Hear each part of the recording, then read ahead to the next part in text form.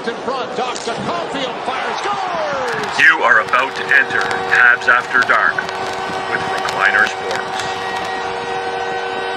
3, 2, 1, 0.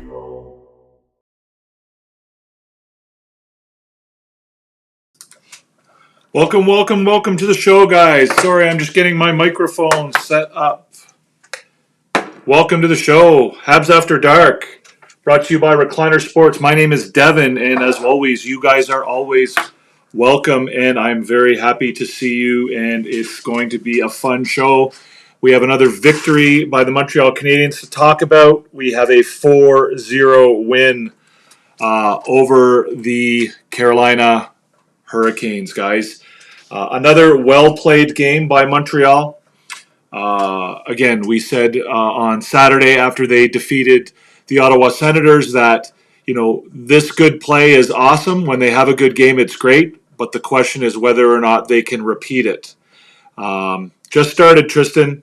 Whether they can repeat it, right? Whether they can do it over and over and over again, right? So, having one good game is great. Having two great games is better. Having 3 great games is even better than that. And when this team becomes a contender, when this team becomes dangerous, when this team reaches the stage where they are a team that, has a chance to win in the playoffs and win the Stanley Cup potentially down the road, it will be because they are able to perform at their highest level night in and night out, right? They've shown us now that they're capable of doing it. They've shown us that they're capable of playing good hockey. They're capable of playing their systems. They're capable of dominating even the best teams in the league. But what they haven't proven to us is their ability to do it on a night in and a night out basis. So welcome, Anonymous. Welcome, RDP. How are you? It's great to see you guys both. I see there are 6 people watching the show. If you are new here, then I would ask that you please do subscribe. If you enjoy the content, you can give us a thumbs up.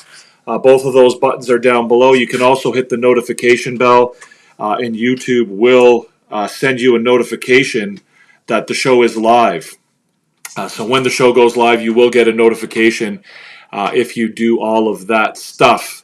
So we're going to talk about the game, guys. A 4-0 victory for the Habs. It's back-to-back wins coming off the break. We saw really nice performances from the Canadiens coming off the Christmas break, and now we're seeing it coming off the All-Star / Four Nations face-off break. And so things are looking good, right? And again, like I just said, this team has shown what it looks like when they play their best hockey. And the question will become, how often can they repeat that? How often can they match that energy, match that performance?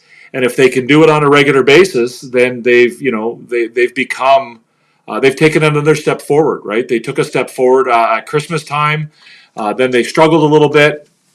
I think that one of the things that the Canadiens do still struggle with and will continue to struggle with is the fact that they lack a certain amount of depth, and that if they lose somebody in the lineup, then that person is difficult to replace.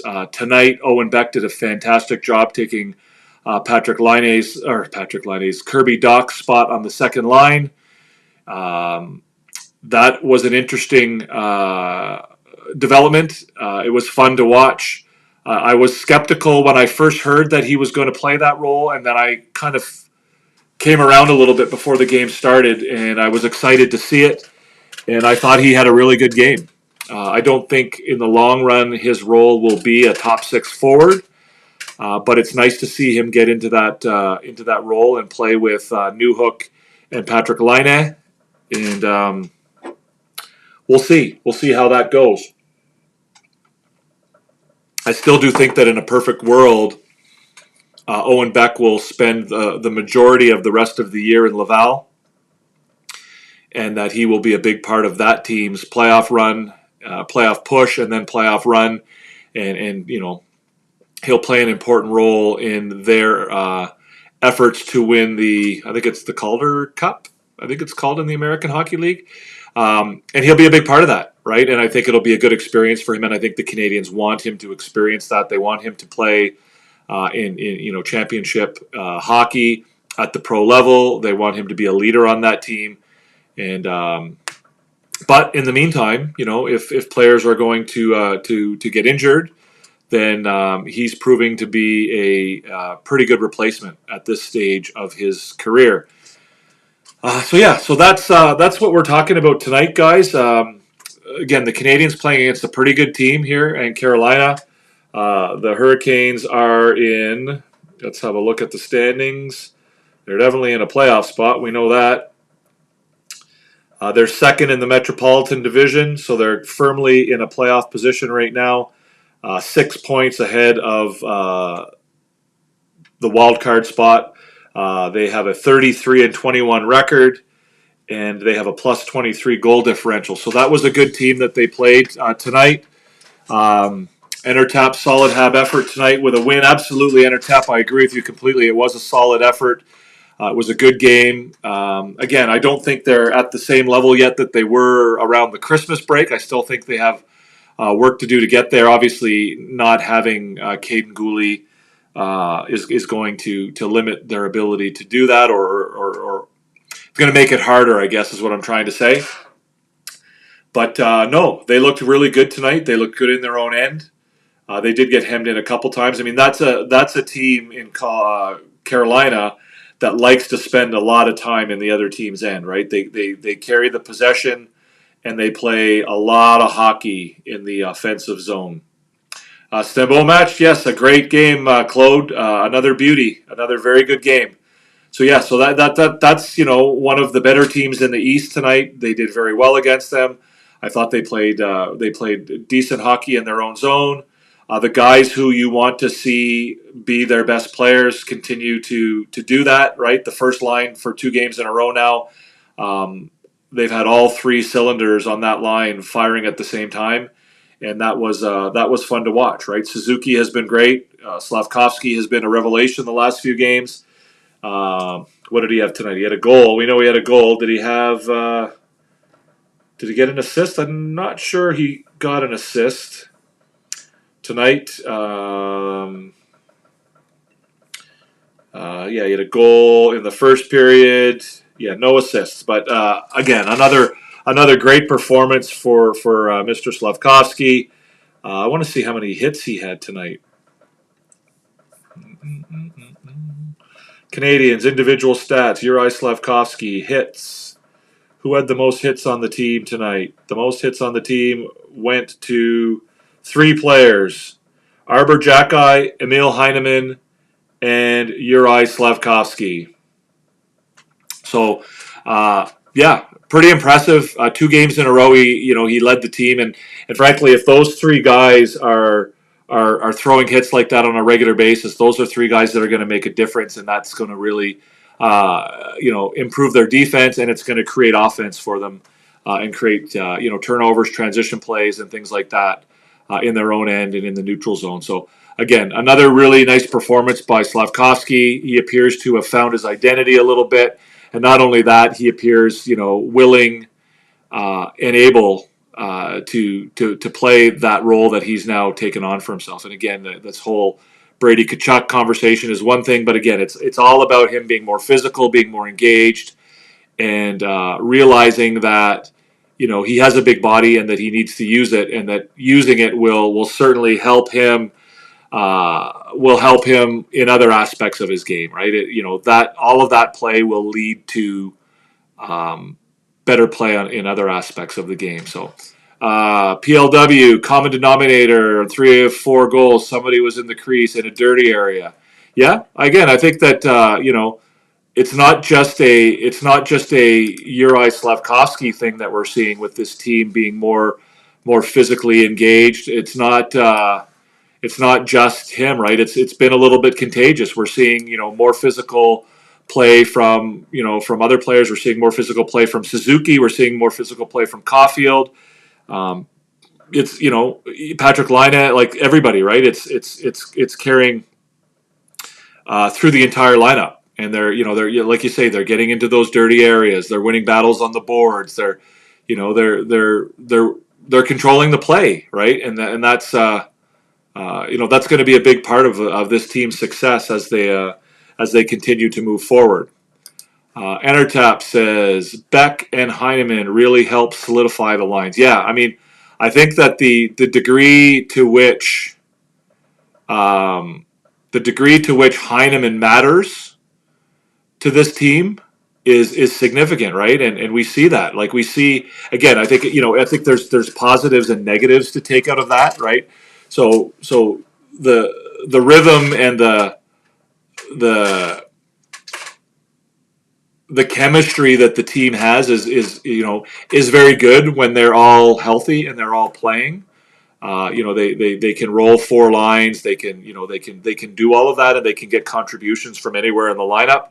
The negative is that that's very fragile. That chemistry is very fragile, as we've seen. Heineman goes out of the lineup, and it kind of obviously him out of the lineup has an impact, but it also throws the rest of the lineup and the roster a little bit out of kilter, off kilter, and so tonight, Beck being able to step in for Doc the way he did was a huge positive. Like that was to me one of the big storylines. And as you say, Entertap, it's nice to see him be able to do that. As I said earlier, I don't believe that he's going to. I believe his best place for him is to be in Laval for as much of the rest of the year as possible. But those two guys are very important, right? And it just goes to show you how important different players at different spots in the lineup can be. And it's not just about your best players and your top scorers and the impact that a player can have beyond his own contributions. Like we saw that. I mean, the best example of that is when Carrier joined the team, right? And not only did he make the team better because of his own his own defense and his own play, but he also allowed other players to be better by moving them into the right spots. So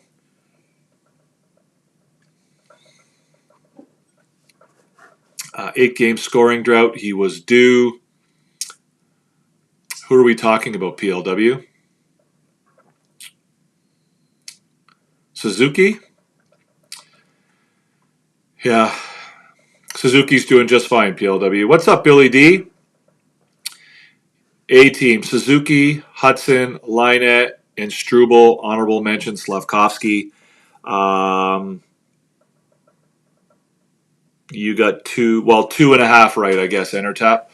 But again, all four of those guys are very deserving. I thought Struble had a great game.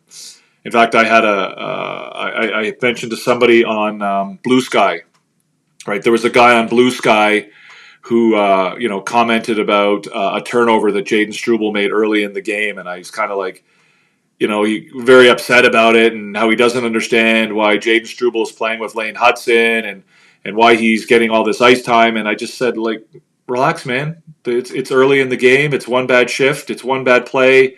Let's just wait and see what happens. And then 5 minutes later, Struble assisted on the first goal of the game. And then he went on to have a really nice game. And I think Struble's had a great season. I think he's been really, really good, right? He's physical, and when he's confident, he plays really nice hockey.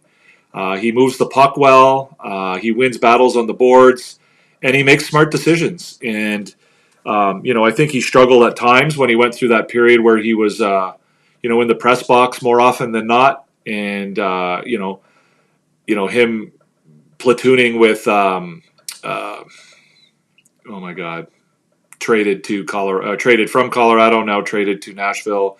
Justin Barron. Sorry, how soon they forget, right? When he was platooning with Justin Barron, I don't think it was ideal for him. I think he was a little bit confused as to why he wasn't getting the opportunity to play, because I thought he was playing well before that.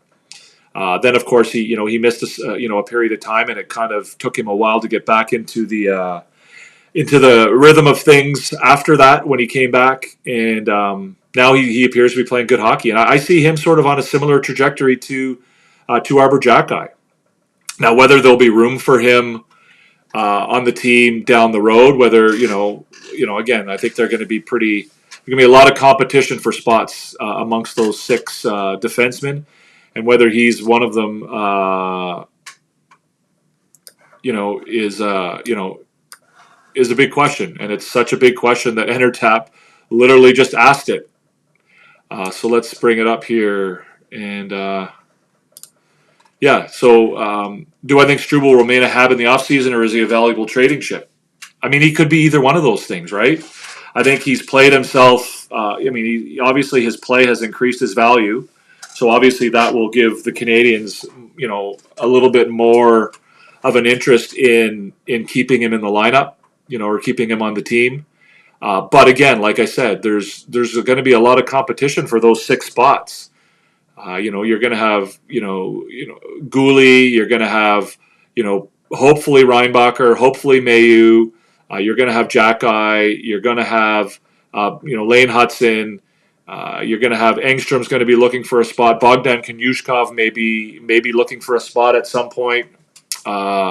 So there's going to be a lot of competition for that spot. So I guess what Struble does, I guess, with his good play is he either makes himself a more valuable trading chip, more value in a trade, or he gives the Canadiens, some freedom to maybe move on from some of the veterans, right?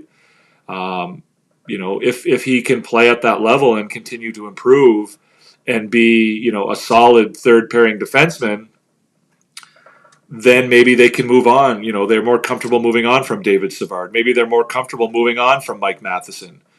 Matheson moves on, and Struble ends up on that third pairing with Jack-Eye, and then one of Reinbacher, Mailloux, Engstrom, any of these guys come into the lineup. Then all of a sudden, you've obviously you're paying less money. You've gotten rid of Matheson's contract, and maybe you haven't lost a ton by letting him go. Obviously, Matheson, I think, plays an important role on this team, and I'm not sure that anybody is quite ready to take that on just yet. The number one defenseman role, the guy who plays 26, 27 minutes a game. I don't know that there's anybody that's really ready to do that just at the moment. But it does give you his good play gives you more options and better opportunities and different things that you can do. I think Struble's great. I love him. I think he's and again, it's all about any of these prospects, any of these young players. The better they play, the better it is, right? They increase their value as if there's ever a trade, and they increase their value, and they create more options for the team. They create more options for management. They create more options for the coaches, and so it's great. All these things are positive. Struble is solid, not flashy, but solid. Again, I don't have any visions or any, idea or sense that he's going to be a top pairing defenseman someday, or a top 4. But again, if you've got guys like Arbor Jack-Eye and Jaden Struble as your 5th and 6th defenseman, you've got a pretty good team, right? That's a pretty good team that has those guys of that caliber on your bottom pairing defense. What's up, Rodney? Welcome. Thank you for coming over from YouTube or from TikTok. It was great talking to you over there, and maybe you can give us a follow over here. Subscribe. The button is down below. But welcome. We're not going to carry any of that over here, Rodney. This is where the adults are over here. Wes and the children can hang over on TikTok, so we'll keep the adults over here.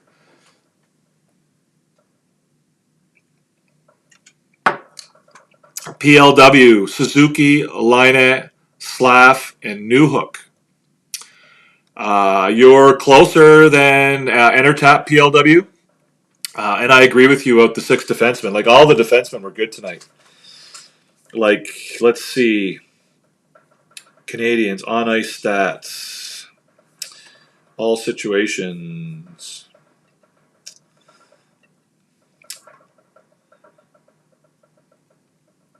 Yeah, David Savard might have struggled a little bit tonight, I would say.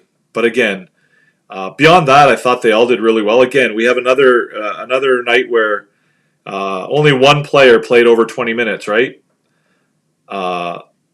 everybody other than Mike Matheson played under 20 minutes. In fact, they all played under 19 minutes. The only guy, so let's go by time on ice here. Matheson with 25 minutes, and then everybody played. The least amount of time was 11:52 by Owen Beck. So maybe Billy D, maybe.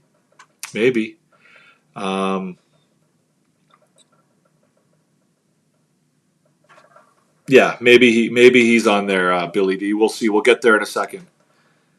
Gooley was not there. What do you mean? Gooley's hurt, Andre. Not sure what you mean by that. Anyways, let's get to the scoreboard, guys. Let's talk about the scoreboard because the scoreboard's another funky one.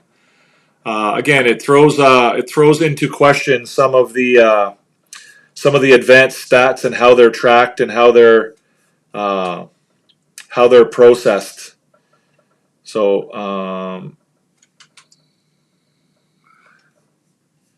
unfortunately, I had to take the stats with 45 seconds left in the game because Natural Stat Trick had not updated their page by the time I wanted to go on the air.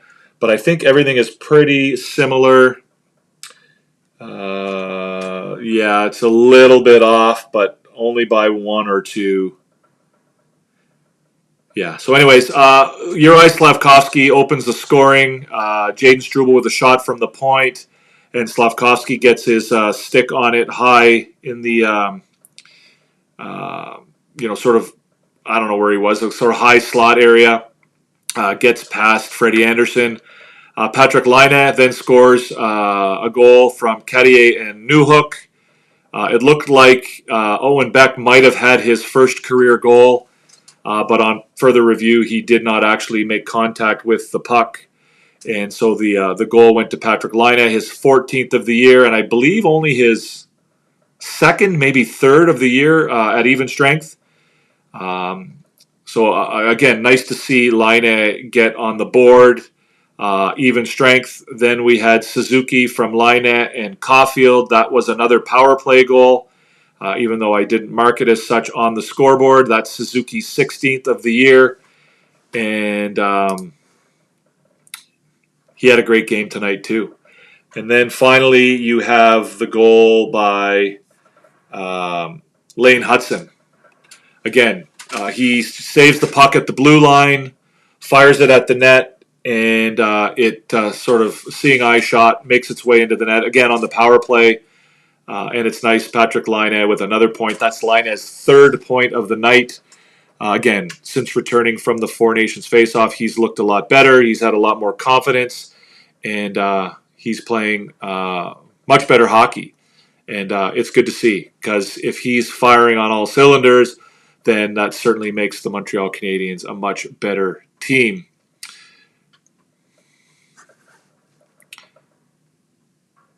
Billy D, I know they play well. They did play well without him, Andre. I'm not going to say that they play better without him, because I think that Caden Gooley is a huge asset to this team, and I think they're a better team with him than they are without him. But again, it is nice to see that they have the depth to replace him and play good hockey, right? That was kind of in question a little bit before the break, because they did struggle in the games following Gooley's injury. But again, it's nice to see that Struble can come into the lineup and be a contributor. And it's nice to see him do that. If you're over on TikTok, guys, come on over and join us on YouTube. We're having a chat. We're talking about the game over here. 20 shots on goal only, but he was solid. Well, it's a shutout. It's a shutout, Entertap. And I thought he made big... I've said this all along about goaltenders, right? It's... To me, obviously it's great if you have the gaudy numbers and you've got a 925 or a 930 save percentage and you've got 6 or 7 shutouts and all that. But to me, the greatest quality that a goaltender can have is to make the big saves or make the right saves at the right time, right? And to me, that's sort of what Samuel Montembeault is very good at. He's not going to have Hellebuck-type statistics. I think his numbers will improve as the Canadiens improve. But again, he made the right saves and he made the saves that needed to be made, and he gave his team a chance to win. Adam Troy, welcome. I think you're new here. I appreciate you joining us. Will the Canadiens make the playoffs? Will the Canadiens make the playoffs? I'm not sure. I think it's a long shot. I think it's a long shot for them to make the playoffs. If they do make the playoffs, it'll be a big surprise, and it will be because they've played sort of better than people expected them to. But again, they've shown us that they're capable of winning 12 out of 15 games, right? They're capable of going on runs like that. They're capable of going on a streak, and so I don't think it's likely, but it's possible, right? If they go on another streak, they've got 25 games left. And if they go on another streak like they did after the Christmas break, where they went 13-3 or something like that, that's going to put them in a pretty good position. But again, that's not easy to replicate. So, Troy Entertap says too many teams to jump over and trades will happen. Yeah, there's a lot of teams to jump over, but again, it doesn't appear that there are any of those teams are poised to really there's nobody really grabbing the bull by the horns, right? There's nobody in the East that's saying, that's our playoff spot and we're taking it. There doesn't appear to be. I mean, Columbus would maybe be the only one that's really doing that right now. So again, I agree. Typically it's hard when there's a lot of teams that you have to. There's a lot of teams between you and that playoff spot, but none of those teams are really playing great hockey right now. Right? Ottawa's not playing great hockey. Buffalo's not playing great hockey. Pittsburgh not playing great. Like none of those teams are really, bringing it. Monty did make some big saves. Good win against Carolina. A good Carolina team. Yes, Zach, I agree. That is a good team, right? And that's what I said in the at the outset of the show. That's the title of the show, right? Can they do this against the better teams in the league, right? I'm not going to say it's easy to win the games against, some of the bottom end teams in the league. But again, if they're going to advance and improve and make their team better and move, advance with the rebuild, they've got to start being able to compete with the big boys, right? You can't just, get all your wins against, San Jose and Anaheim and Buffalo. No offense, RDP. You've got to be able to beat the good teams, and that's what they were doing after the Christmas break. So we'll see. Carolina is a team that consistently can't score. Not a good fit for Rantanen either. Yeah, I mean, Carolina is an interesting team. I've always felt that Carolina struggles because I feel like their ownership doesn't really want to spend money. They're always a team that's kind of on the verge, and they never really seem to be able to get it done. They've got good players, but not great players, I guess. I think that's oversimplifying things a little bit, but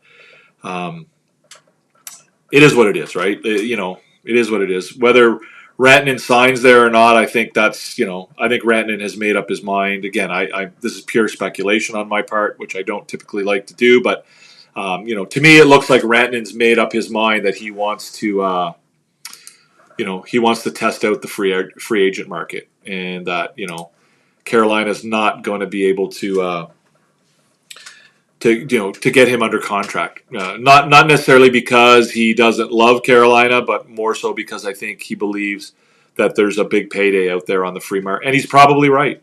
He's probably right. Some team will be out there that'll be willing to pay him, and frankly, for me, I could care less as long as it's not the Montreal Canadiens. As long as it's not the Montreal Canadiens paying him $13 or $14 million, I really don't care. Honestly, I think that whoever signs him if they sign him for more than $13 million a year, I honestly, personally think that makes them a worse team. I know that's maybe a weird opinion and people might not agree with it, but to me, any team that signs, Mikko Rantanen for $13 million is kind of hamstringing their ability to put together a contending team. So we'll see. We'll see. It should be interesting. I want to talk about these stats a little bit, guys. the stats are very, very lopsided. The advanced stats, certainly the possession stats, the Corsi and the Fenwick in favor of Carolina, 67-39 on the Corsi and 43-27. This is in all situations, guys, in favor of Carolina, and that's sort of their bread and butter, possession, right? They're a possession team. They're a team that likes to have the puck. They're a team that likes to have the puck in the offensive zone. But then when you jump down to high danger scoring chances, all of a sudden Montreal, it's obviously close, but Montreal had the edge 9-8 in the high danger scoring chances. And when it came to the expected goals, again, I'm surprised to see 3.22 to 2.24 in favor of the Hurricanes, right? That they would have been one expected goal better than Montreal tonight. Because frankly, I thought Montreal was, significantly better team tonight.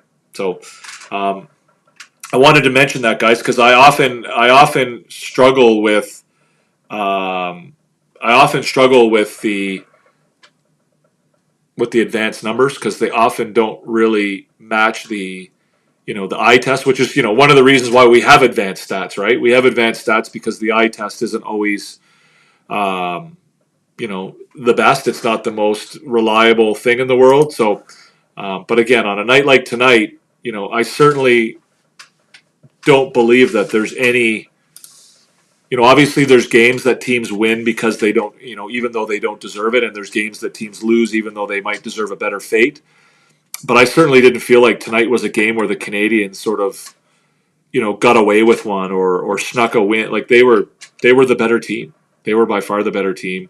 It wasn't a situation where the goaltender, stood on his head and pulled one out of his hat. So again, I'm not sure what those numbers are supposed to mean. And again, I'm not a non-believer in advanced stats. I do think they have value.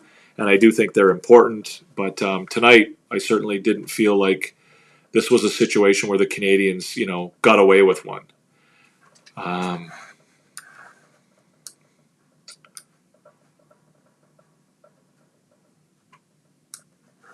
Entertap says, if Rantanen leaves, this trade will go down as a horrible deal, lose both Rantanen and Natchez. Well, if they lose him in free agency, yes. But what if they trade him between now and the deadline, Entertap? So again, that will, if they do trade in between now and the deadline, I guess it will depend on what they get in return, right? If they get somebody decent in return, but you're right. I mean, it strikes me as odd that they would have made this deal without having some level of assurance or some level of confidence that they would be able to sign Rantanen into a contract. I know, there's tampering rules, but you can ask for permission prior to a trade. You can ask for permission to talk to the player and see, get a feel for the temperature of whether or not you can re-sign that player. And it seems odd to me that they would have, made the trade in this case without at least feeling like they had a decent. Maybe they did feel like they had a decent chance, I guess, but it certainly doesn't appear that they're very close to making a deal right now. Habs played based on the score also. It could skew advanced stats. Yeah, but it wasn't a situation where the numbers were skewed as far as sort of the Canadiens letting off the gas. I guess, yeah, maybe the third period. So the Corsi in the third period for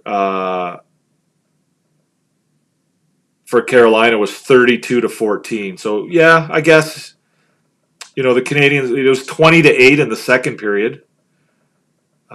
It was pretty even in the first period, 17-16 in favor of Montreal. So yeah, I mean maybe after they got the lead and they kind of let off a little bit, but again, I don't know. Those numbers just kind of looked weird to me. If you're over on TikTok, guys, come on over and join us on YouTube. If you have questions, come on over, ask over here, get in the comment section. I was impressed with Beck stepping onto the second line. I don't think he's a 2C, but I think he will be versatile like Evans and able to move up the lineup in a pinch. I agree with all of that, Billy D. I also was impressed. I don't know if you were here at the beginning of the show, but I said basically the exact same thing. I mean, obviously, I don't believe that Owen Beck is a long-term top six forward in the NHL, and I don't think that the Canadiens' plan is for him to do that, or to be that. And I also think that it's probably in his best interest to spend as much of the rest of the season in the American Hockey League as possible. But it is, he's a very valuable guy. Like we've talked, Entertap and I have talked on Coach Frenchie's show multiple times about, the lack of depth they have, and they've faltered a little bit when they've had injuries, right? They've faltered a little bit when Heineman got hurt, and they tried to replace him with Pizzetta, who hadn't played in nearly 2 months or over 2 months. They couldn't really find an answer to fill that spot in the lineup. They've struggled when other players have missed games, and because they don't really have the depth to bring guys in. Like we've seen Kandata has come up, and we've seen Beck has come up. Who else has come up this year? So again, they haven't really found a viable way to replace those injured players. And Beck now seems to be the answer a little bit, right? Like he came up earlier in the season, struggled a little bit, but after 2 or 3 games, kind of found his way. And I agree with you completely, Billy D, that he looked good tonight. I thought he had a decent showing. What is Coach Frenchie sending me here now? Habs overall record since December 17th. We're on the Heineman love train. I love it. I agree. I mean, Heineman has demonstrated his value to this team is really important, right? Emil Heineman, what are we saying here? So this is a text message I just got from Coach. Oh, this is from Marco Larrabee. Habs overall record since December 17th, 16-10-2. They're 11-2-1 with Heineman in the lineup, and they're 5-8-1 without him in the lineup. Right, so that's what we're just talking about, the value of Heineman and the difficulty that they've had in replacing him when he got hurt. So, Heineman is a very, very valuable player on this team. For a rookie, it's been very impressive to see not just how well he's performed, but the fact that he's been able to modify his game. Like this was not this fourth line winger was not a role that anybody would have expected Emil Heineman to excel in prior to this year, right? This is his defensive game was not what he was known for. His physical game was not what he was known for. I mean, he's obviously a decently big body, but he's had to change his game, and he's had to take on this new role, and he's embraced it, and he's been very good at it, right? He's been very good at it, and so beyond his production and what he's been able to do, with what has he got, 11 goals or 12 goals now, the fact that he's completely changed his game and taken on a new role is very impressive for a young player to be able to do that. Most teams will go after Rantanen as a rental only, knowing that if they really want him, they do so as a UFA. This way, you lose no one. Well, they'll have to give up somebody in order to get him as a rental Entertap. I don't think anybody's going to give him up for nothing. But I agree. It does seem odd that the Hurricanes would give up a guy like Marty Necas and others on top of that when they believed that Rantanen was only going to be a rental, even if it's a rental to the end of the year, whereas now it's looking like he might even be a rental just until the trade deadline. So I agree, it's a bit of a strange trade. I'm not 100% sure what's going on there. I'm not obviously not behind the scenes, so I don't really know what the conversation was like. So PLW has a good long question here, so I will read it and then we'll deal with it. Let's talk about it. PLW, what do you got? I didn't get to see the press conference, PLW, so I'll take your word for it. But MSL explained in his presser how, based on the score, The team in the ozone didn't necessarily take a shot on net with bad lanes, explains the low shots attempt amount, low shot volume. Yeah, that's fair enough. Yeah. But again, like I said, the score in the second period was not dominant, right? The score in the second period was, only 2-0. So again, I get it. I agree with you. I'm not disagreeing with you. It's just the numbers. It's not that the numbers favored Carolina. It's that they favored them so significantly that it seems kind of very, very contrary to, the eye test to me.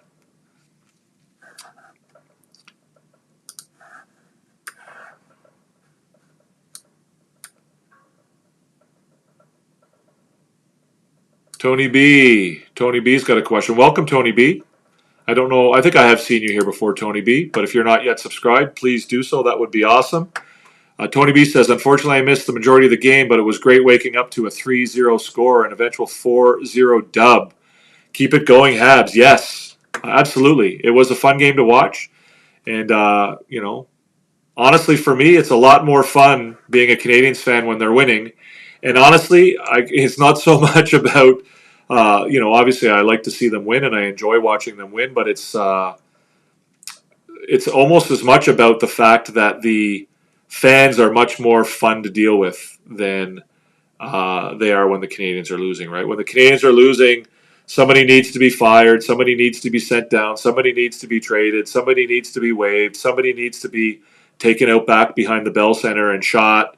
There's always, and when the Canadiens are doing great, obviously I think Montreal Canadiens fans tend to be a little over the top when their team's doing well, but I find it a lot more fun, not having to listen to people talk about, the rebuild isn't working, we've got to move on from the rebuild, we got to go and make a move for a top six forward. To me, it's just like, it's more fun because, to me, the rebuild is working and the rebuild was working. And, the losses this year, the struggles in November, October and November were not a surprise, all of this stuff, it was not a surprise. This is part of the rebuild. It's part of the growing pains, and it's part of the pain that comes with rebuilding. And, the Canadiens are going to struggle again, right? I said that at Christmas time when they went on their run. Everyone was like, the Canadiens have turned it around and blah. It's like, well, that's great, but there's going to come a time in this season where they struggle again.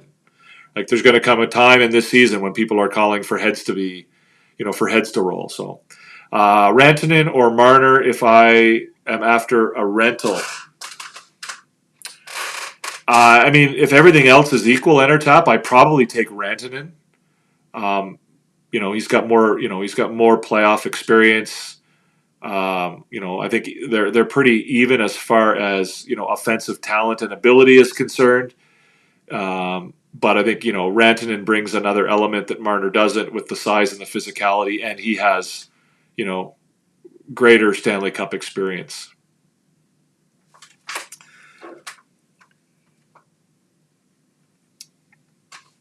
What's up, Pete Martin? How are you, pal? Rantanen misses McKinnon for sure. His stock is on its way. But Rantanen hasn't played badly. Like, what are Rantanen's numbers? I don't think his numbers are bad, are they? He's been putting up. He's been scoring goals. Like, okay, his last 5 games haven't been great. I think his first few games since when he joined the team were good, right?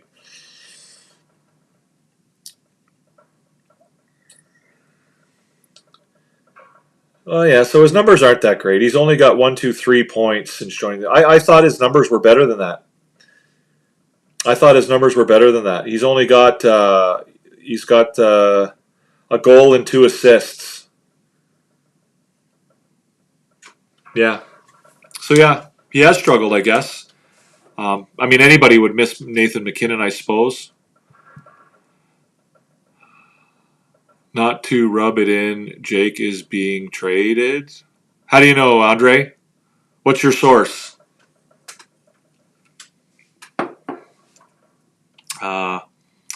maybe I am too rude, but I didn't see what part of Kirby Dach's game I missed tonight. Well, you didn't miss any of his game the way he's played so far this year. What you miss about Kirby Dach is what he's capable of being, right? PLW, right? Like nobody I don't think is suggesting that he's been an elite player for the Canadiens so far this year. The suggestion is that he has a ton of potential, and that when he's playing his game, when he's playing his best, when he's playing up to his abilities, he's a very good hockey player, right?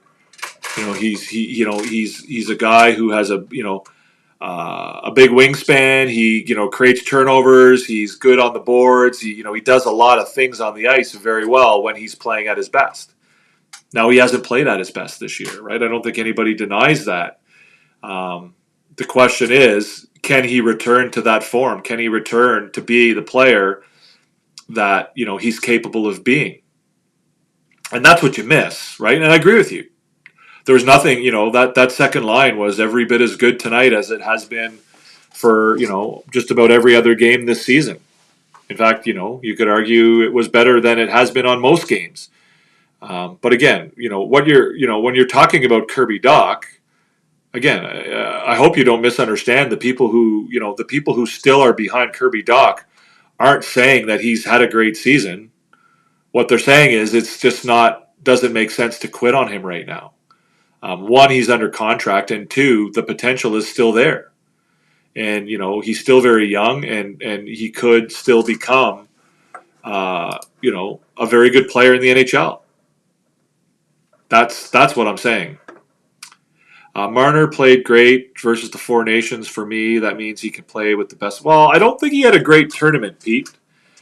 I don't think he had a great tournament. I think he had a good final game. I thought was by far his best game, but I thought he struggled in the other three games. He obviously scored the overtime winner in the first game, but he didn't really have a great game. Scoring an overtime goal is obviously important and it's huge, but again, his overall game was not that great. And the first game against the U.S. he was not that good, and the game against Finland he wasn't that good. But he did have a very good game in the final. And but yeah, any news on Anderson? I haven't really been able to check, Andre. I've been here on the show, so maybe somebody like Entertap, who's probably got his finger on the pulse a little bit better than I do right now, can let me know whether they've given any news on Anderson. I think he did come back into the lineup. He came back and played at one point. So I don't know. It was a very, very nasty looking hit into the boards.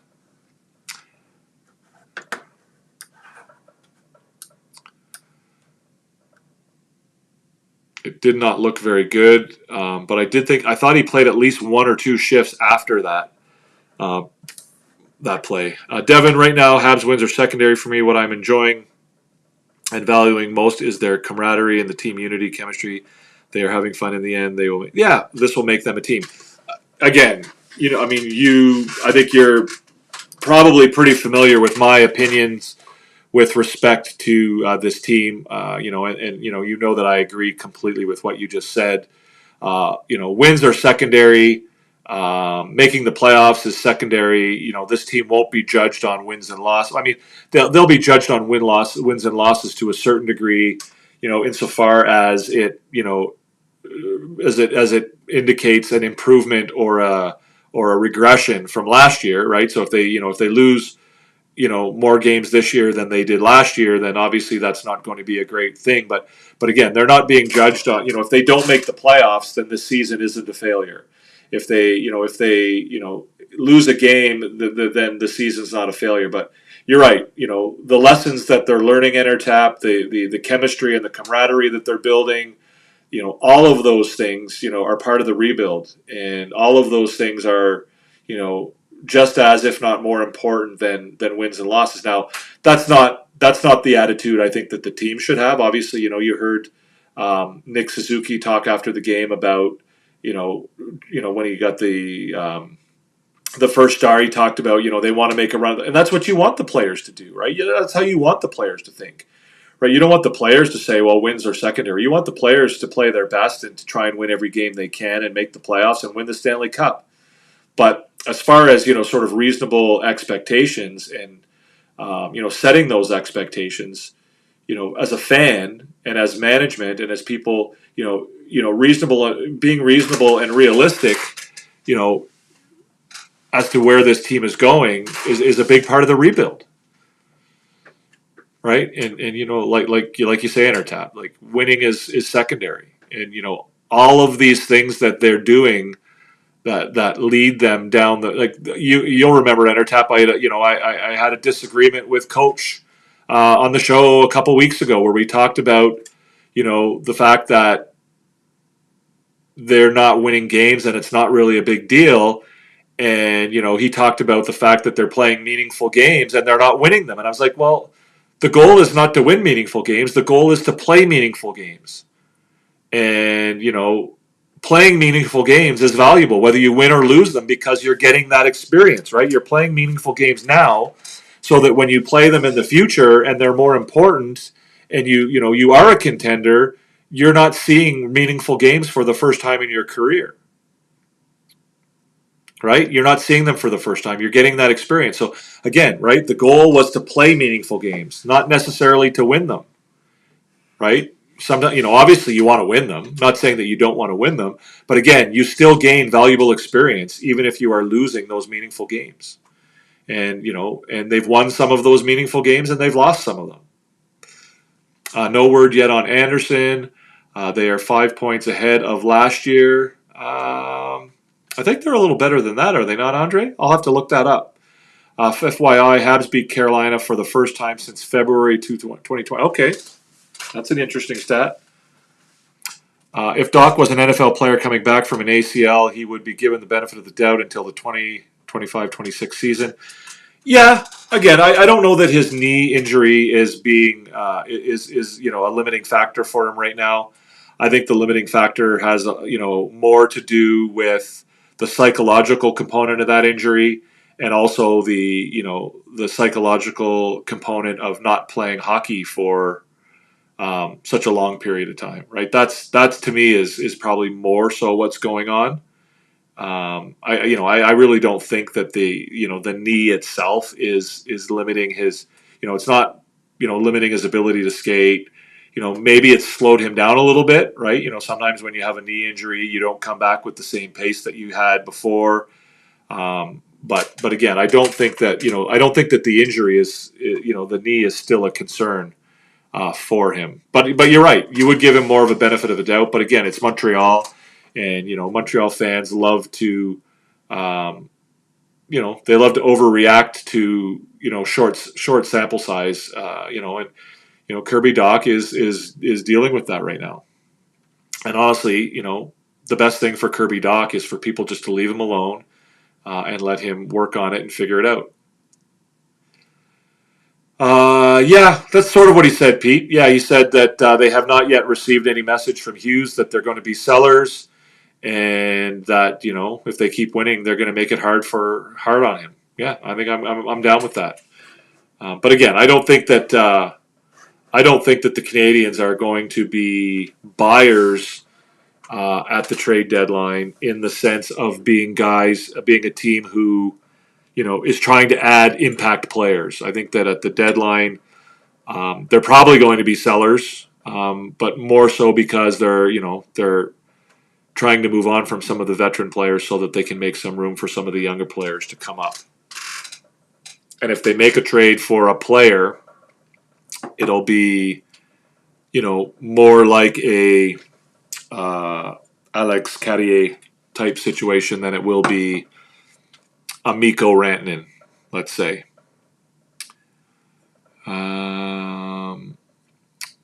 Tonight was Monty's first win in Carolina. I can live with Doc's lesser production, but I agree with all that, PLW.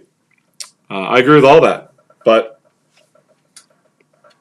again, it's there's a lot of guys that struggle with their plus minus, and he's struggling. He's struggling. He's not playing good hockey. I don't think anyone has suggested otherwise.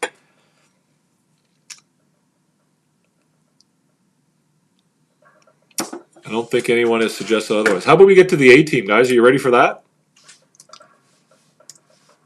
Can we do the A team?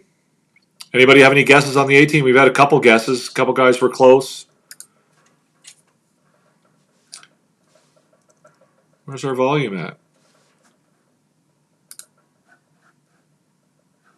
Oh, we didn't get the volume. So there it is, guys. Juraj Slafkovsky, Nick Suzuki, Patrick Laine, and Samuel Montembeault. Again, I think there were a number of players who were deserving of being on this list. You know, Cole Caulfield could have been on this list. Arbor Jacki could have been on this list. Lane Hudson could have been on this list. I think there's a lot of guys who could have joined the A team tonight. But I do think that all four of these guys are deserving. Bonsoir, Andre. Thanks for coming by. I appreciate it. I thought Slafkovsky back-to-back. Suzuki, Laine, Montembeault. Montembeault with the shutout. Laine with 3 points. Again, Suzuki and Slafkovsky have both played great hockey. That first line is firing on all cylinders. And that's been great. So that's my A team, guys. If you have any suggestions otherwise, then I'm, happy to hear them. Again, I think there's probably a lot of guys who could be on this team, and so I don't know that there's any real wrong picks for this team tonight. Again, when the Canadiens are playing the way they did tonight, it typically is easier. Well, it's harder in one way, I guess, to make the A team, but it's a lot easier to make the A team when you have lots of guys to pick from than it is when you don't have any guys to pick from. Ovechkin with another goal tonight.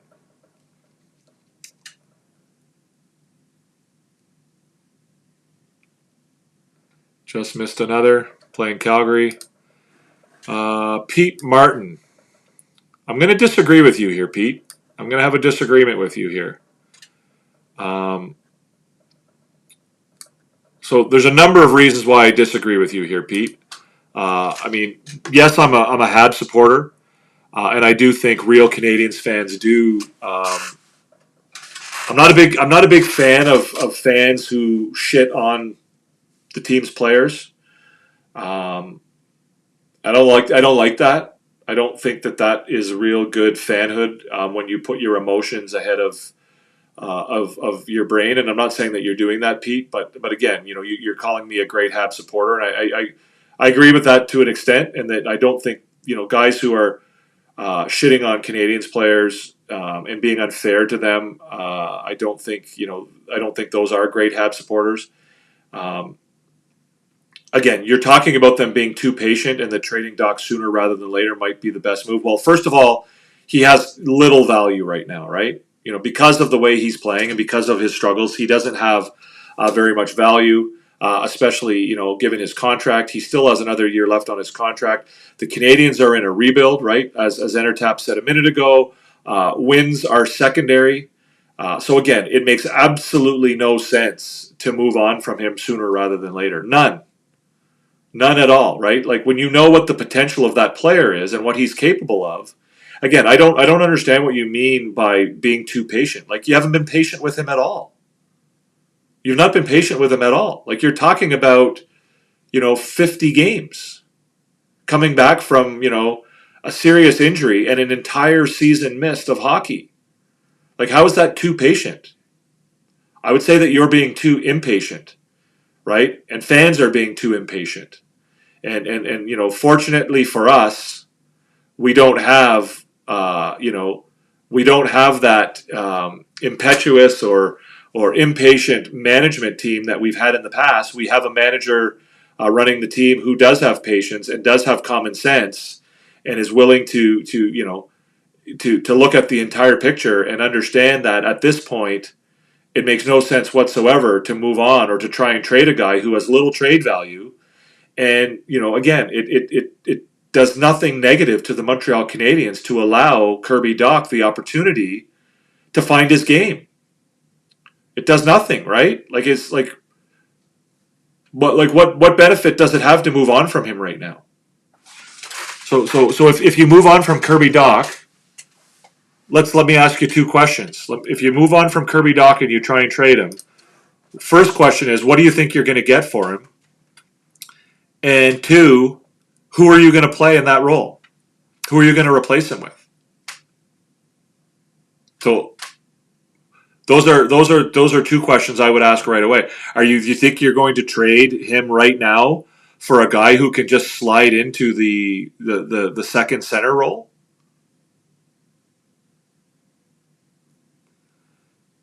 Right? Like I don't see, like, you're not. So like who is going to play in Kirby Dach's role if you trade him? And will that make the Canadiens a better team in the short term or the long term? I'll wait for the answer, but I mean, it's not. There's nobody. Like, and you'll say, oh, well, Owen Beck looked good there today. Well, that's great. But Owen Beck's best place is in Laval right now. For Beck's future, right, the Canadiens are bringing up Owen Beck because they have to, not because they want to. They're bringing him up because they have to. They want Owen Beck to be in Laval. They want him to play the entire season there, and they want him to play as many games as he can there. They want him to get the experience of going on a playoff run, and they want him to have the experience of playing on a really good team. Owen Beck is not the guy they want to be playing in that role of replacing Kirby Dach. Right? Kirby Dach NHL experience and sample size is 269 games, which is 3+ full seasons plus seasons. Yeah, again, that's a bit disingenuous, PLW. A lot of those games were played when he was very. You're right. He hasn't done his best, but he's shown at times in that period of time that he's deserving of an opportunity, right? Okay, so you see him more as a winger than a centerman. But again, explain to me what benefit it does to the Montreal Canadiens to try and trade him now. What benefit? What benefit does it serve to the Montreal Canadiens? How does it make the Montreal Canadiens a better team in the long run by trading Kirby Dach right now? I mean, I struggle with that. I struggle. I get it. Emotionally, you're emotionally bothered by the fact that Kirby Dach hasn't played well, and that he hasn't lived up to his potential, and he hasn't lived up to this, and he hasn't lived up to that. I get that. But again, if you use your brain and not your heart, you realize that there's absolutely no benefit to him being traded right now. There's none. Right. So what PLW said is accurate. It's not, but it's misleading. Right. They brought him in here to give him another chance. Right. He was a project. They brought him in here to be a project. So if you want to keep harping on what he did in Chicago, I mean, that's not particularly relevant anymore. When he was in Montreal, he has shown glimpses and signs of being a very good hockey player. Very good. A guy who could more than ease. In fact, at the beginning of last year, all of you people who like to blow with the wind on this stuff were talking about whether or not he might take over from Nick Suzuki as the number one center someday. Right? That's what we were talking about at the beginning of last year before he got hurt. Right? Is Nick Suzuki the number one center, or is Kirby Dach going to take that over from him? That's what kind of hockey he was playing at that time.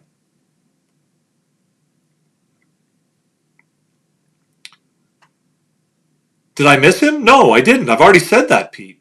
I've already said that. But what I do miss? I do miss Owen Beck developing the way he should develop in the minors.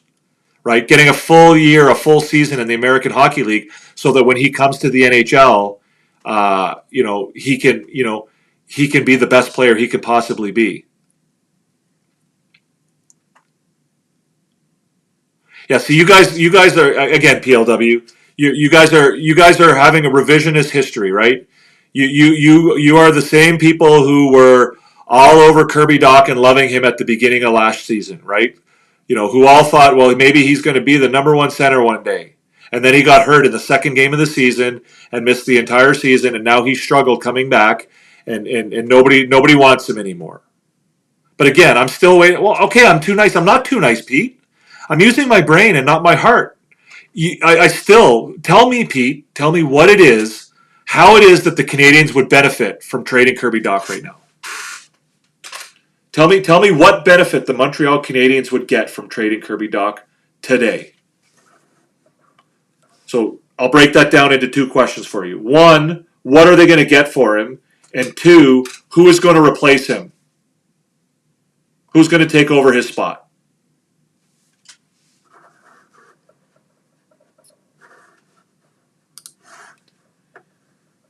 If Habs want to plan on Owen Beck next year, they surely want to see him play in the NHL. No, wrong. Why, PLW? Why?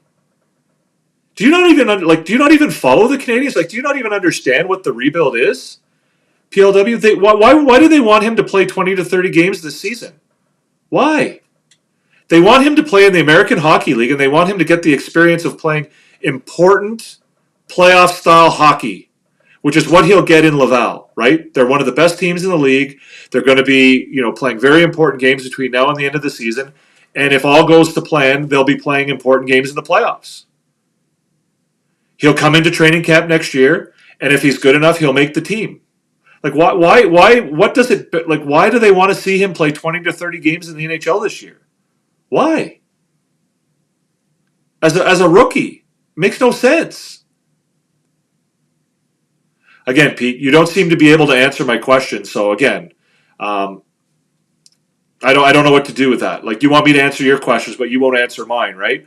What is it that you think the Montreal Canadiens will get for Kirby Dach, and who will take his spot? And I think you're being disingenuous when you say that you didn't have high hopes for Kirby Dach at the beginning of last year. I mean, there's obviously no way for me to check that, but you're being disingenuous. They don't want to compete next year, PLW. They're not looking to be Stanley Cup contenders next year. And what does playing 20 or 30 games what do you mean too green? Do you think he's not getting any experience in Laval? Do you think that playing in Laval is not, moving his career forward? Do you not think that there's any benefit or value in playing, pro hockey in your first year and going on a playoff run and being an important contributor to a team that succeeds in that way and getting tons of ice time? Or do you think it's more likely that they want to have him come up to the NHL and play 10 minutes a game? I think they're open to discussions on anything, Pete, and I never said that they weren't. And if they got a deal that they thought made sense for Kirby Dach, I think they would do it. But again, I'm going to ask you for probably the 12th time now, what do you think the Canadiens would get for Kirby Dach right now?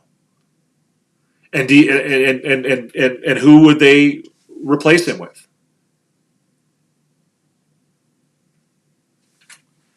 I'm not talking about the playoffs, PLW. I'm talking about the games leading into the playoffs.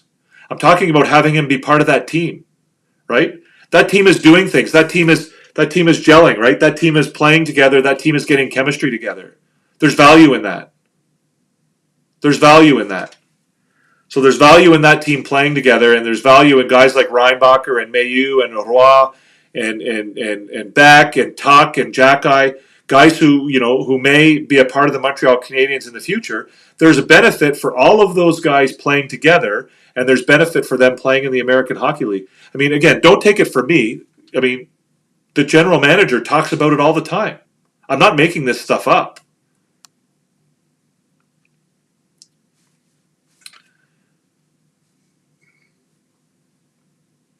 On what basis, Pete? On what basis can Jared Davidson move up to Montreal and replace Dach? Again, it's probably best for us to move on from this because I think your take on this is absurd, Pete. I think I'm not trying to I guess grown-ups are allowed to disagree, and but again, I don't think you're being objective. I think you're taking an emotional knee-jerk reaction to a player who you don't like because you feel like he's not performing well enough, which he's not. But again, I think you're thinking with your heart and not with your brain, because the suggestion that Jared Davidson can come in and play a second role, a second second line center in the NHL, based on what? Based on all of Jared Davidson's experience in the NHL? He's had a taste in the NHL, PLW. He's having a taste right now. And he doesn't look out of place. I agree with you. But again, see, you don't listen, PLW. You're too busy thinking about the next thing that you're going to say rather than listening to what I'm going to say. I don't disagree with you that he doesn't look out of place. But again, I think he has, there's a lot more benefit to him to be playing an important role in Laval than there is for him to be playing 10 minutes in Montreal. Way more important. Like way bigger and more important for his development. Right, so why would you trade him then, Pete? He's not that bad, first of all. I mean, if you want to have him as your whipping boy, Montreal always has a whipping boy. But again, I don't understand the reasoning behind not wanting to give him a chance to become the player that he's capable of becoming. Beck will get back in the AHL this season, I agree, but nothing wrong. But you're not saying have a taste, PLW. You said you wanted him to play 20 or 30 games. You said you wanted him to play 20 or 30 games, and the suggestion being that you would bring him in to replace Kirby Dach, even if Kirby Dach was healthy. That's what you said. I agree with you. I don't have a problem with him getting a few games here and there. But again, if the Habs had their druthers, if it was up to them and they best case scenario, he would stay in the American Hockey League right now. The only reason he's in the NHL right now is because injury has forced them to make that move. They don't want to make that move. They don't want Owen Beck in the NHL right now if they don't have to. But you're right. He looks fine in the NHL. He looked great tonight.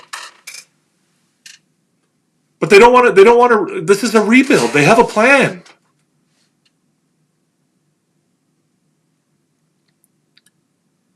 CPLW, you're not listening to me. You're not listening. You're too busy thinking about the next question next comment that you're going to type. Yes, he's gaining confidence. Yes, he's looked fine in the NHL. Yes, all of this stuff. He doesn't look out of place. All of these things, you're right. But that's not what I'm saying.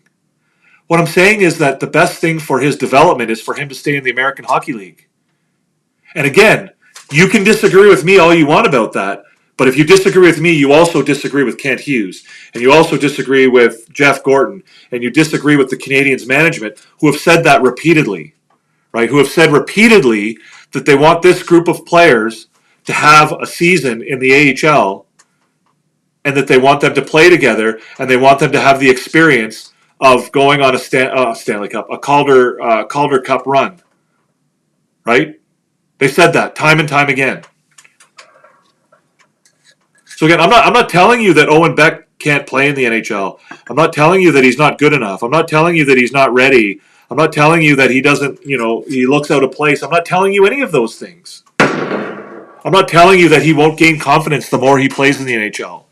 What I'm telling you is that the best thing for his development is for him to spend the remainder of the season in the American Hockey League and play an important role on a contending team, rather than be in the NHL and play 10 minutes a game.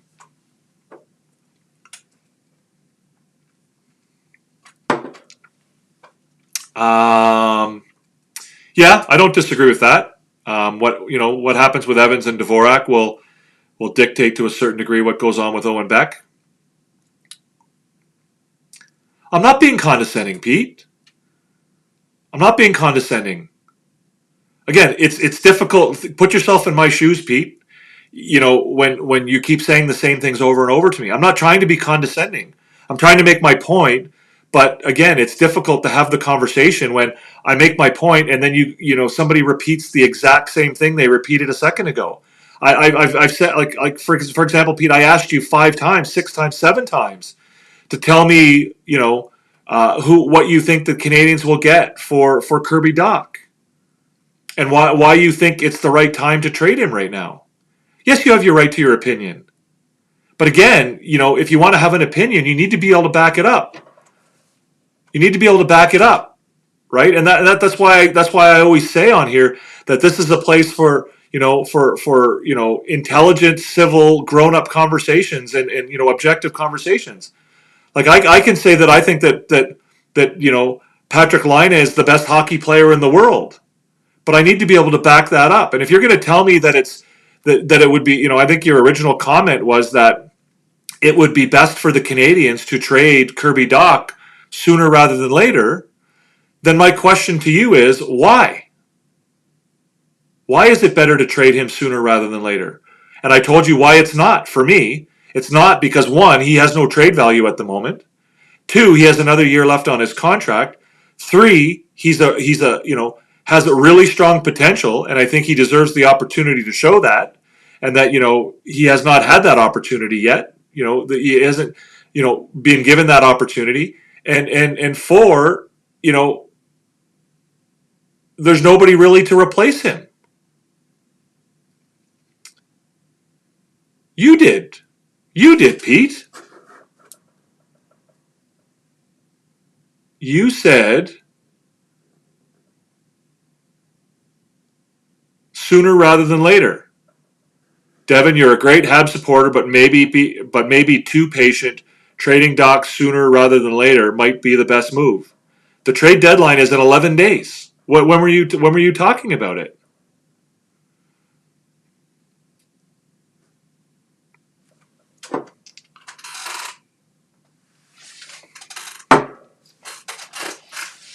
All I'm saying is that there is a ton of potential with a player like Kirby Dach. And I think that there is no reason for the Canadiens to not give him the opportunity to live up to that potential. If they were a Stanley Cup contending team and he was dragging the team down and they needed to get rid of him, 100%. I'm with you 100%. But they're not. They're a rebuilding team who anybody that understands what's going on with the rebuild is not, their success is not based on wins and losses and whether they make the playoffs or whatever. So again, I don't see, basically what you're suggesting is that they have to get rid of a guy for nothing. Because that's what they'll get for him right now. You're asking them to move an asset when the value of that asset is at its lowest possible point.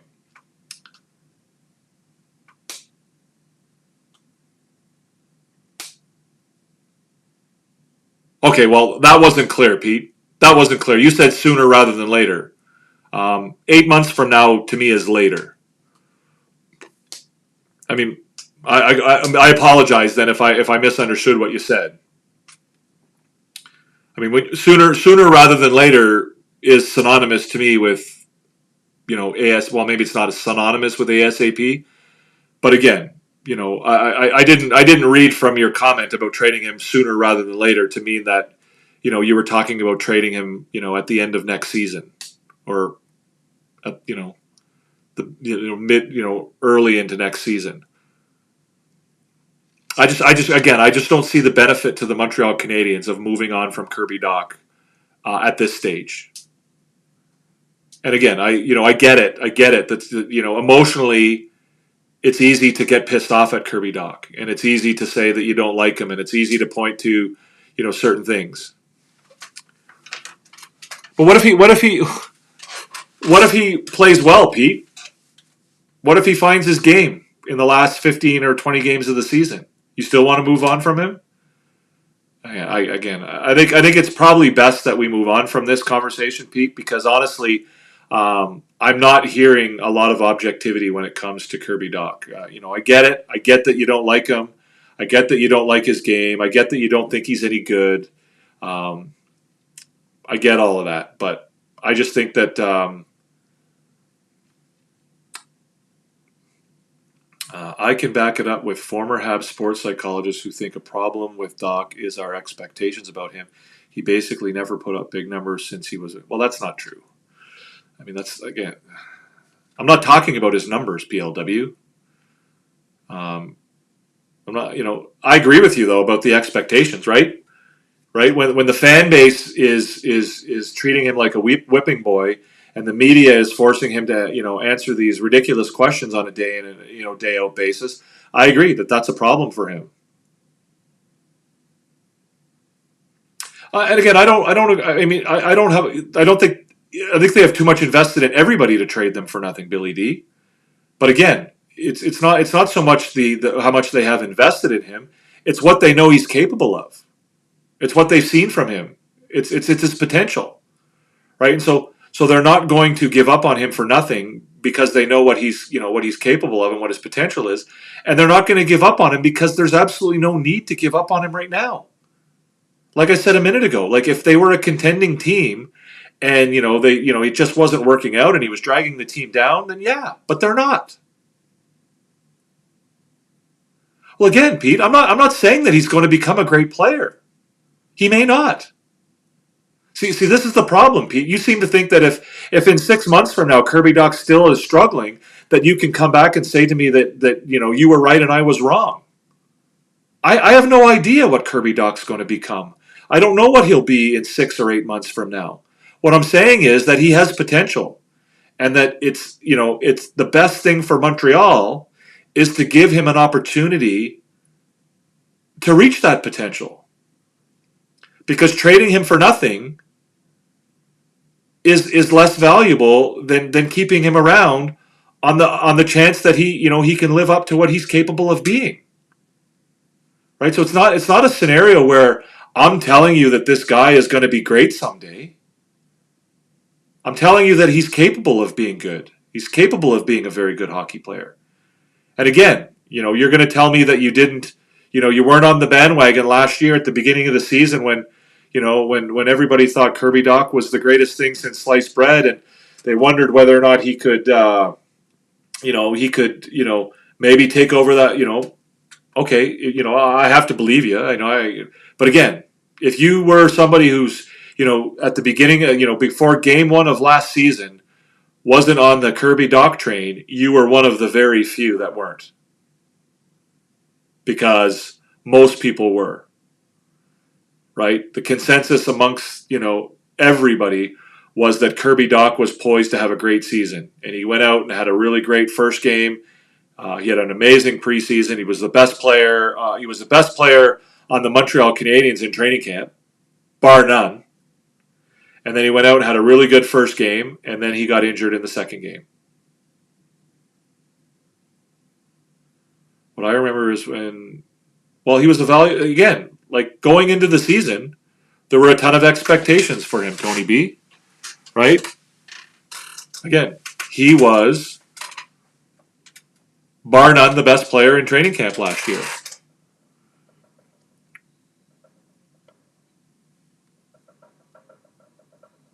So again,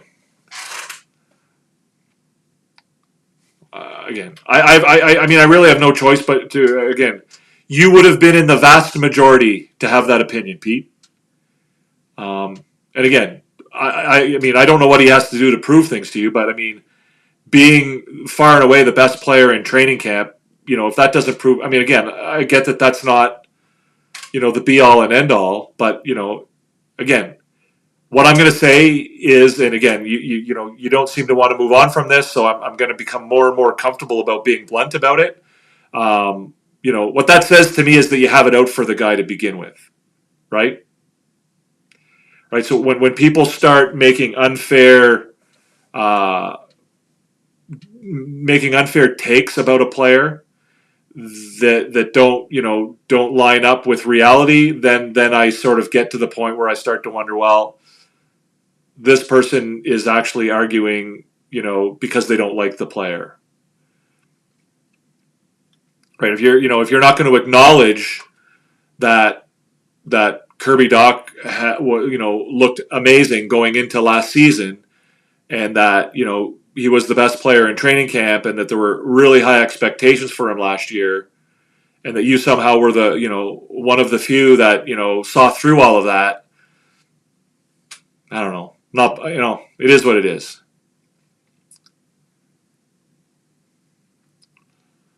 Okay. Maybe you know more than the rest of us, Pete. Maybe you know more than the rest of us. When did you know that Jack-I was going to make the team? At what point in the process did you know about Jack-I? That's not how you spell his name, by the way, but in any event. All right, Billy D. Thanks for coming, man. I appreciate your input. Appreciate your participation. We're only going to be on here for a little bit longer anyway. I hope you did enjoy. I mean, I had good feelings about Jack-I as well, but I certainly didn't have, I didn't expect him to make the team prior to his first training camp.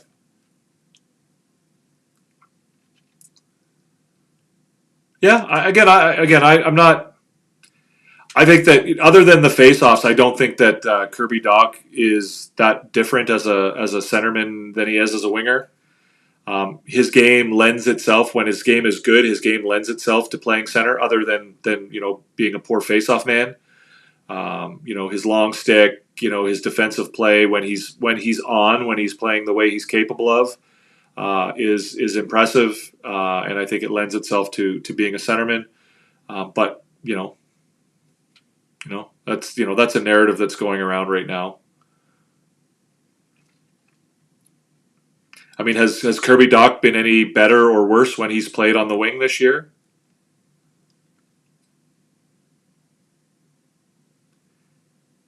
Yeah, but that's, again, I disagree with that, PLW. I mean, that would be fine, except that he has shown it, right? He has shown it. Like it's not like he's Caden Lindstrom, who has never shown it. Like Kirby Dach has shown the potential to be there. But again, you guys are obsessed with this, and honestly, there's very few Montreal Canadian issue topics arguments that drive me more crazy than the let's ride Kirby Dach out of town on the first train argument. I think it's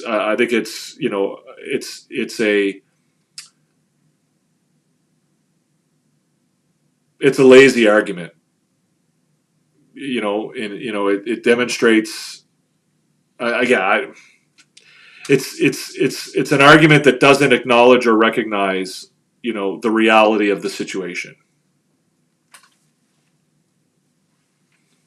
right? And it's based on a reaction to his play on the ice, which admittedly has not been great this year. Hasn't been like there. He's can you at least admit to me that he's shown glimpses of good hockey, that he's played good games this year? Or are we on the train, or on the we're not able to say anything positive about him? Like, are we not able to agree that there have been 8 to 10 games this year where he's played quite well, and therefore he's capable of it? Or do we believe that was just pure luck? Yeah, I liked what I saw too. I mean, like, obviously, his last year in the OHL with Hamilton, and even before that with Kitchener, he was impressive. But again, if you thought that prior to the rookie camp that he was going to make the NHL, I think you're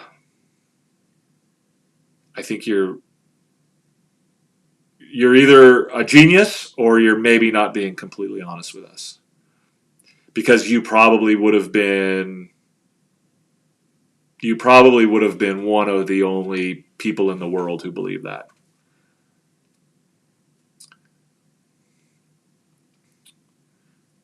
Yeah, he played good games, right? The Canadiens went on a 13-3 run with Kirby Dach as their second centerman, right?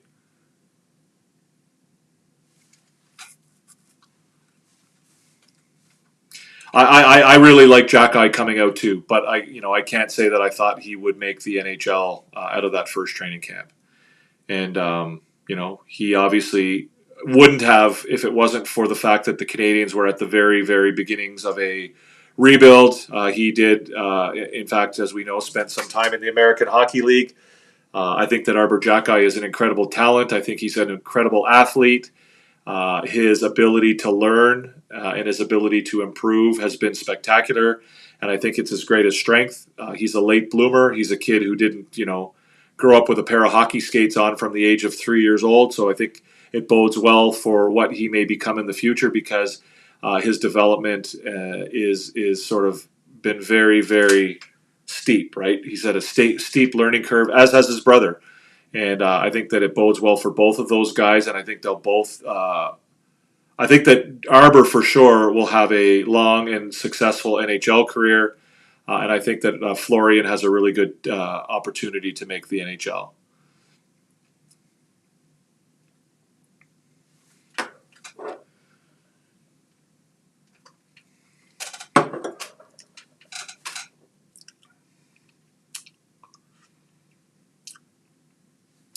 Yeah, I'm a fan of Arbor Jacka. I've been a fan of his from day one, and again, I think that he lacks a little bit of the he's raw, obviously, and I think he's demonstrated an ability to really take on new things and learn and become better, and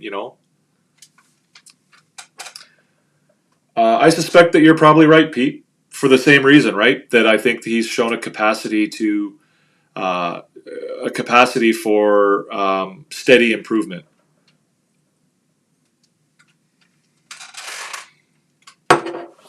Again, two kids who weren't born with a pair of skates on and didn't come from the traditional route, and therefore I think being late bloomers, I think they have an opportunity to both be good NHLers. But anyways, I think that's going to be it for tonight, guys. I'm going to end the show there. Before I do leave, I will invite you to subscribe. If you're watching the show and you're enjoying it, you can subscribe to the channel. We are trying to grow our family, our community. We're trying to build a place where we can have intelligent, objective, reasonable conversations about hockey and the Montreal Canadiens. If you're interested in that, we're trying to get away from some of the trolling and sort of the negativity of other parts of the internet. And if that's interesting to you, then please subscribe. If you're watching in a replay, thank you very much for doing so. I do appreciate it. But we would also invite you to subscribe. I know that not everybody can join the show live after the games, especially on weeknights. But if you are watching the show and you are enjoying it, please subscribe. Give us a thumbs up. Hit the notification bell. 12 thumbs up tonight. That's okay. Not our best, but I do appreciate it. It's better than we have been of late. If you're watching live or in a replay, either way. If you have comments, guys, and you're watching in a replay, then you can certainly fire away. I will respond to them, whether it's on the next show or in writing. Hey, Susie Q, welcome. Thank you for being here, and thank you for watching. I didn't get any questions from you tonight, but certainly don't feel shy. If you have any questions, feel free to fire away. Anonymous says, I don't want to make any trades at the deadline. I don't agree with all that. Same to you, Pete. I hope you have a great night. Thank you for coming, and thank you for your input, and thank you for your participation. It was a good time. You and PLW both. I know we didn't agree, but grown-ups are allowed to disagree. So that's it for tonight, guys. Like I said, subscribe, like, hit the notification bell, all that good stuff. If you're watching in a replay, I do appreciate you, and I do certainly welcome your subscription and you being part of our group and our family. The thumbs up is always a nice way to show your appreciation. And again, we're trying to get to 500 subscribers. I don't know where we're at right now. I think we're still around 290-ish, so we're still a ways off, but we will be live tomorrow, Wednesday, actually later today, Wednesday, with H.A.D's Therapy Day. That's our weekly show. We will be talking about topics related to the NHL and the Montreal Canadiens at 7 p.m. Eastern Time, 8 p.m. here Atlantic Time. And that's always a fun show, too. And we certainly invite you to show up, check it out, and be a part of that. And give us your questions, your comments. I didn't get to talk any French tonight. Nobody asked any questions in French. Alors, à la prochaine, on espère avoir l'opportunité de parler en français. J'espère que vous aurez des questions pour moi en français parce que on veut vous donner une place bilingue pour parler au sujet des Canadiens de Montréal. On va avoir l'émission demain soir à 7h, temps de l'Est, le Habs Therapy Day. On va parler au sujet des Canadiens de Montréal et au sujet de la LNH. Alors, si vous êtes intéressé, vous pouvez nous joindre. If you're interested in the show, guys, tomorrow, everybody is welcome. We love your comments. We love your input, all that good stuff. So have a good one, guys. I do appreciate you. And again, we will see you tomorrow for Habs Therapy Day. And then, of course, on Thursday, the Canadiens play the San Jose Sharks, and we will be live with Habs After Dark after that one. So have a great night. If there's anything left in your night, I don't know where you guys are located, what time of night it is. It is 12:30 here for me, so it's bedtime. But I hope you guys all have a great night, and we'll see you in the next one. Peace out. Hoffman, Monahan parked in front. Talks to Caulfield, fires, scores! You are about to enter Habs After Dark with Recliner Sports.